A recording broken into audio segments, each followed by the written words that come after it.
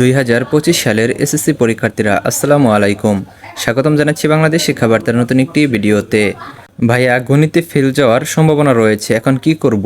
এই ধরনের প্রশ্ন কিন্তু অনেক শিক্ষার্থীর রয়েছে যে তোমরা যারা পরীক্ষার্থী রয়েছ তাদের গণিতে প্রিপারেশন খুবই খারাপ, তো তোমরা কিভাবে গণিতে খুব সহজে পাশ করতে পারবা সেই বিষয়টি আজকের এই ভিডিওতে তোমাদের মাঝে তুলে ধরবো।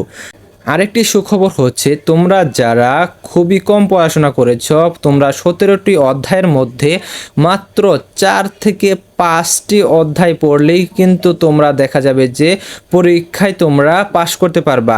তো এটি কিভাবে? 4 থেকে 5টি অধ্যায় বলতে তোমাদের তৃতীয় অধ্যায় যেহেতু তোমাদের 3.1 থেকে 3.4 পর্যন্ত রয়েছে, এইভাবে না, তোমাদের 3.1 এটাই একটা অধ্যায় হিসেবে ধরে নিয়েছি। তো তোমরা যারা ভিডিওটি দেখতেছো অবশ্যই প্রথম থেকে শেষ পর্যন্ত দেখবা, কারণ আজকের এই ভিডিওতে যদি তোমরা ক্লিয়ার করো তাহলে তোমাদের প্রিপারেশন যাদের একবারেই খারাপ, তোমরা কিচ্ছু পড়ো নাই, তাদেরও কিন্তু পাশ করার সিস্টেম রয়েছে, সেই সিস্টেমটি তোমরা জানতে পারবা।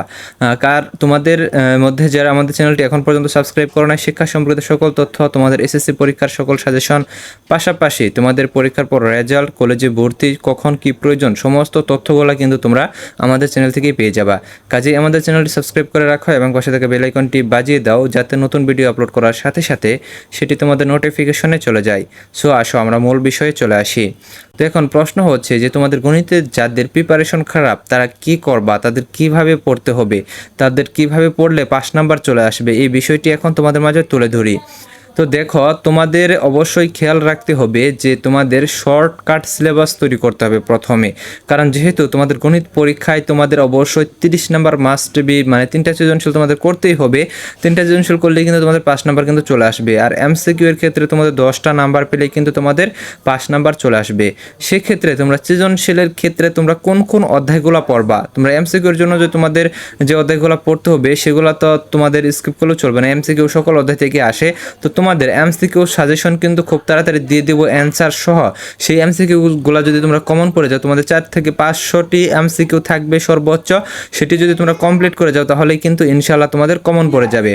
তো এই এমসিকিউ সাজেশনটা তোমরা পেয়ে যাবা আমাদের যে ফেসবুক পেজ রয়েছে সেখানে কিন্তু আপলোড করা হবে। তো তোমরা অবশ্যই আমাদের ফেসবুক পেজটি ফলো দিয়ে দিবা, কারণ ফেসবুক পেজেও কিন্তু অনেক গুরুত্বপূর্ণ তথ্য তোমরা জানতে পারবা। তো ফেসবুক পেজের যে লিঙ্ক সেটি কিন্তু এই ভিডিওর প্রথম কমেন্টে দেওয়া থাকবে, তোমরা অবশ্যই সেখানে প্রবেশ করে ফলো দিয়ে দিবা এবং সেখান থেকে কিন্তু তোমরা সেই এমসিকিউগুলো কারেক্ট করে তারপরে তোমরা অ্যান্সার সহ তোমরা দেখে যেতে পারবা। তাহলে তোমাদের ইনশাআল্লাহ সেখান থেকে কিন্তু কমন পড়ে যাবে। 4 থেকে 500টি এমসিকিউ পড়লেই তোমাদের 30টা কমন পড়ে যাবে আশা করছি ইনশাআল্লাহ। তো দেখো, এখন তোমাদের সৃজনশীলের জন্য যে সাজেশনগুলো সেগুলো তোমাদের দিয়ে দিচ্ছি, যে খুব কম পড়েও তোমরা কিন্তু পরীক্ষায় কিন্তু অনেক ভালো রেজাল্ট করতে পারবা। তো কি কি পড়লে তোমাদের ভালো রেজাল্ট করতে পারবা সেই বিষয়টি তোমাদের মাঝে এখন তুলে ধরি। তো দেখো, এখানে তোমাদের 3টা বিভাগ রয়েছে, ক বিভাগ, খ বিভাগ এবং গ বিভাগ, তারপরে তোমাদের রয়েছে ঘ বিভাগ, 4টা বিভাগ রয়েছে। তো ক বিভাগে হচ্ছে বীজগণিত, খ বিভাগে জ্যামিতি, গ বিভাগে ত্রিকোণমিতি ও পরিমিতি এবং ঘ বিভাগে হচ্ছে পরিসংখ্যান।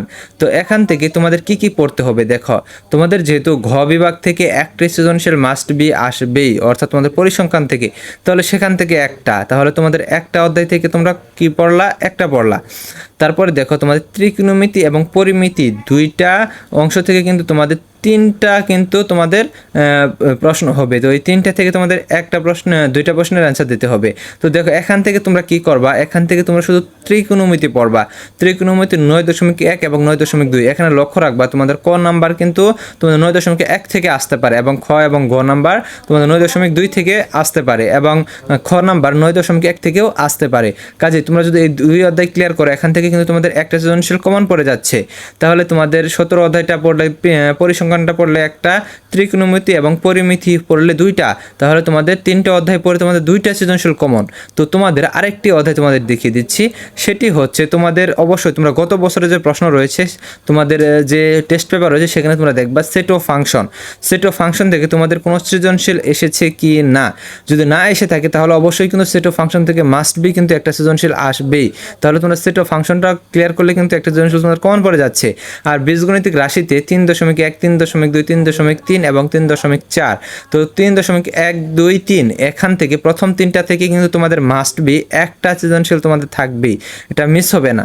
তারপরে তোমাদের সসীম দ্বারা ও অসীম দ্বারা, তো এই সসীম দ্বারা যদি তোমাদের 2024 সালে যদি পরীক্ষায় না এসে থাকে, তোমরা তো যেহেতু আলাদা আলাদা বোর্ডে রয়েছে, তাহলে কিন্তু দেখা যাবে যে তোমাদের এই সসীম দ্বারা থেকেও কিন্তু তোমাদের কমন পড়ে যাবে ইনশাআল্লাহ। তো তোমরা এক কাজ করতে পারো, তোমরা যেটা করবা সেটা হচ্ছে যে তোমাদের এখানে সেট অফ ফাংশন এখান থেকে তোমরা একটা পড়ে নিতে পারো। তো তোমাদের সর্বোপরি পরিসংখ্যান থেকে একটা পড়বা, ত্রিকোণমিতি থেকে 2টা অধ্যায়, 3টা অধ্যায়, আর তোমরা সেট অফ ফাংশন তাহলে 4টা অধ্যায় হলো।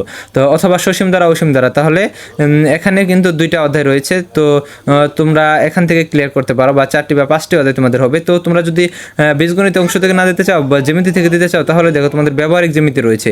তো এই ব্যবহারিক জ্যামিতি 7.1 এবং 7.2 এই 2টা পড়লে কিন্তু এখান থেকে কিন্তু তোমাদের একটা সৃজনশীল কমন পড়ে যাবে। তাহলে মোটামুটি তোমাদের 4 থেকে 5টি অধ্যায় পড়লে কিন্তু তোমাদের কমন পড়ে যাবে। যেখানে তোমাদের অধ্যায় হচ্ছে কয়টা? অধ্যায় হচ্ছে 17টা। এই 17টা অধ্যায়ের মধ্যে মাত্র 4 থেকে 5টি অধ্যায় পড়লে তোমাদের কমন পড়ে যাচ্ছে 3টি সৃজনশীল, আর 3টি সৃজনশীল কমন পড়লে তোমাদের 30 নাম্বার। তো 30-এর মধ্যে তোমার 30 নাম্বার যদি পাও, তাহলে কিন্তু তোমরা গণিতে পাস করে যাচ্ছ। এই হচ্ছে তোমাদের শর্টকাট সাজেশন। তো তোমাদের আরও কিছু গুরুত্বপূর্ণ টিপস তোমাদের দিয়ে দিচ্ছি। সেটি হচ্ছে যে তোমাদের গণিত পরীক্ষার ক্ষেত্রে তোমরা কীভাবে লিখবা, তোমাদের পরীক্ষা হলে তোমরা কীভাবে লিখবা। তো তোমাদের গণিত এমসিকিউ এর ক্ষেত্রে তোমাদের কি করতে হবে, দেখো এমসিকিউ কিন্তু তোমাদের খুবই ইম্পর্টেন্ট একটা বিষয় গণিতের ক্ষেত্রে। কারণ এমসিকিউতে কিন্তু বেশিরভাগ শিক্ষার্থীরা কিন্তু ফেল করে থাকে, খারাপ রেজাল্ট করে থাকে। এমসিকিউ এর জন্য কিন্তু শিক্ষার্থীদের A+ আসে না। কমন পড়ার পরেও কিন্তু শিক্ষার্থীরা এমসিকিউ লিখতে পারে না। সেটি কেন লিখতে পারে না, সেই বিষয়টি কিন্তু তোমাদের মাঝে উপস্থাপন করতেছি। তো দেখো, তোমরা দেখবা যে এমসিকিউতে তোমাদের 3 ধরনের প্রশ্ন রয়েছে। একটা হচ্ছে তোমাদের জ্ঞানমূলক, অর্থাৎ তোমাদের এক কথায় উত্তর, একটা সেকেন্ড তোমরা এক নজর দেখলে তোমরা অ্যান্সার করতে পারবা। আর একটা হচ্ছে তোমাদের অনুধাবনমূলক, মানে তার থেকে একটু জটিল। আরেকটা হচ্ছে তোমাদের প্রয়োগমূলক। তো প্রয়োগমূলকটা হচ্ছে কি, তোমাদের ম্যাথ করে তারপরে তোমাদের এমসিকিউ এর অ্যান্সারটা বের করতে হয়। তো এরকম তোমাদের 30টা এমসিকিউ এর মধ্যে তোমাদের 10টা এমসিকিউ থাকবে, সেগুলা কি করতে হবে, তোমাদের ম্যাথ করে বের করতে হবে। অনুধাবনমূলক থাকবে 10টা এবং জ্ঞানমূলক থাকবে 10টা। তো দেখো, তোমরা সর্বপ্রথম জ্ঞানমূলক যে 10টা এমসিকিউ থাকবে, যেগুলা কঠিন না সহজ, তোমাদের অঙ্ক করে বের করতে হবে না, প্রত্যেক অধ্যায় থেকে কিন্তু থাকবে। এটা যে এক সিরিয়ালে প্রথম থেকে 10 পর্যন্ত থাকবে ঠিক তা না। তো তোমাদের প্রত্যেক অধ্যায় ভিত্তিক যেহেতু তোমাদের এমসিকিউ প্রশ্নগুলো হবে, সেহেতু তোমাদের একটা থাকতে পারে 1 নম্বরে, আরেকটা 4 নম্বরে, আরেকটা থাকতে পারে 7 নম্বরে, আরেকটা থাকতে পারে 10 নম্বরে। এইভাবে কিন্তু তোমাদের 10টি কিন্তু জ্ঞানমূলক থাকবে, যেগুলো খুবই সহজ, একবার দেখলে তোমরা অ্যান্সার করতে পারবা। তো এগুলা কিন্তু তোমরা সবার আগে দিয়ে দিবা, কারণ এগুলাতে তোমার সময় লাগবে খুবই কম। এই 10টা এমসিকিউ তোমরা 5 মিনিটেই অ্যান্সার করতে পারবা। তো 10টা এমসিকিউ যদি তোমরা কারেক্ট করতে পারো, তাহলে কিন্তু তোমাদের 5 নাম্বার চলে আসতেছে। আর যদি এখান থেকে 2টা একটা তোমরা না পারো, ভুল পড়ে, তাহলে তোমরা অনুধাবনমূলকটা দেখবা, কারণ অনুধাবনমূলক তার থেকে কিন্তু একটু জটিল হলেও তারপরে তোমরা দিতে পারবে, এটা কিন্তু অঙ্ক করে বের করতে হয় না। তারপরে অনুধাবনমূলক যদি তোমরা 20টির মধ্যে যদি তোমাদের 2-3টা বা 4-5টা হয়ে যায়, তাহলে কিন্তু দেখা গেছে যে তোমরা যে জ্ঞানমূলক থেকে যদি 6-7টা হয়, তাহলে তোমাদের 5 নম্বর চলে আসতেছে। আর তাও যদি না আসে, তারপরে তোমরা যাবা কিসে, প্রয়োগমূলকে, যেখানে তোমাদের অঙ্ক করে বের করতে হয়। তো তোমরা 2টা একটা যদি অঙ্ক করে বের করতে পারো, সেটাও কিন্তু তোমাদের জন্য প্লাস পয়েন্ট। তাহলে কিন্তু দেখা যাবে যে তোমাদের এমসিকিউতে কিন্তু পাস করা কিন্তু বিশাল কঠিন একটা ব্যাপার না, খুবই সহজ একটি ব্যাপার, এবং নির্দিষ্ট নিয়ম অনুসারে তোমরা যদি করো, তাহলে কিন্তু তোমরা পাস করতে পারবা। আর তোমাদের যে নিয়মটি ফলো করতে বললাম, এটা ফলো করবা, কারণ তোমরা যদি এক সিরিয়ালে করতে যাও, তাহলে দেখা যাবে যে তোমাদের যে এমসিকিউগুলোতে ম্যাথ রয়েছে, সেগুলো যদি তোমরা আগে দিতে চাও, তাহলে কিন্তু দেখা যাবে যে তোমাদের সময় কিন্তু চলে যাবে। তোমাদের দেখা যাবে যে 30 মিনিট সময়, 30 মিনিটে তোমরা 15টা অ্যান্সার করতে পারবা। তোমাদের আরও 15টা যদি কমনও পড়ে থাকে, তারপরে কিন্তু তোমরা অ্যান্সার করতে পারবা না। এতে কিন্তু তোমাদের রেজাল্টটা খারাপ হবে। কাজে তোমাদের প্রথমে সংক্ষিপ্ত প্রশ্ন যেগুলো জ্ঞানমূলক রয়েছে, অর্থাৎ তোমরা একবার দেখলে অ্যান্সার করতে পারবা, সেগুলো আগে দিবা। তারপরে তোমাদের অনুধাবনমূলক, তার থেকে একটু কঠিন, তারপরে প্রয়োগমূলক, মানে যেগুলো অঙ্ক করে বের করতে হয়, সেগুলো ধাপে ধাপে দিবা। তারপরে তোমাদের সৃজনশীল নিয়ে কথা বলি। তো সৃজনশীল তোমাদের শর্ট সাজেশন তো দিয়েই দিলাম। সেখান থেকে তোমাদের সবচাইতে বেশি কমন যেটা পড়বে, মানে তোমরা সৃজনশীল তো দেখলে বুঝবা যেটা 100-এ 100 তোমাদের হবে, 10-এ 10 পাবা, সেই সৃজনশীলটা তোমরা আগে দিবা। তো তোমাদের যদি এরকম কোনো সৃজনশীল এরকম হয়, তোমরা ক নাম্বার এবং খ নাম্বার পেরেছো, কিন্তু গ নাম্বারে গিয়ে তোমাদের মনে পড়ছে না বা তোমরা লিখতে পারছো না, তাহলে ওইটা নিয়ে চিন্তা করে কিন্তু সময় নষ্ট করা যাবে না। তোমাদের অবশ্যই পরবর্তী যে সৃজনশীলগুলো রয়েছে, সেগুলো দিতে হবে, এবং ওইটার জন্য একটু তোমরা জায়গা রেখে দিবা। এটা যদি তোমরা পারো, তাহলে তাহলে তোমাদের পরীক্ষা শেষে তোমরা সবার শেষে কিন্তু এই অঙ্কটা কিন্তু তোমরা দিবা। তো এখন বিষয় হচ্ছে যে এভাবে যদি তোমরা না করো তাহলে কিন্তু সেখানেও কিন্তু তোমাদের সময় লস হয়ে যাবে। তো তোমাদের পরিসংখ্যান অংশটা তোমরা অনেক ভালোভাবে দিবা, কারণ পরিসংখ্যানটা কিন্তু তোমাদের বেশি একটা কঠিন বিষয় না, এটা কিন্তু সহজ, এটা কিন্তু সকল শিক্ষার্থীরা মোটামুটি পারে। তারপর তোমার সেট অফ ফাংশন, এটাও খুবই সহজ। বীজগণিতিক রাশি, এটাও খুবই সহজ। ত্রিকোণমিতি, এটাও কিন্তু সূত্রগুলো যদি ভালোভাবে শিখে থাকো এটাও কিন্তু খুবই খুবই সহজ। তো তোমাদের শিক্ষার্থীদের পাশ করতে কিন্তু বেশি একটা কিন্তু সমস্যা পোহাতে হবে না, খুব সহজেই কিন্তু তোমরা শিক্ষার্থীরা পাশ করে যেতে পারবা। তো যাই হোক, আজকের এই ভিডিও এ পর্যন্তই। তোমরা যারা শিক্ষার্থীরা রয়েছে তোমরা অবশ্যই খুবই ভালোভাবে পড়াশোনা করে তারপরে গণিত পরীক্ষাটা তোমরা দিবা। খুব অল্প পরেও কিন্তু তোমরা গণিত পরীক্ষাটা দিতে পারছো। তো ধন্যবাদ সকলকে পুরো ভিডিওটি দেখার জন্য।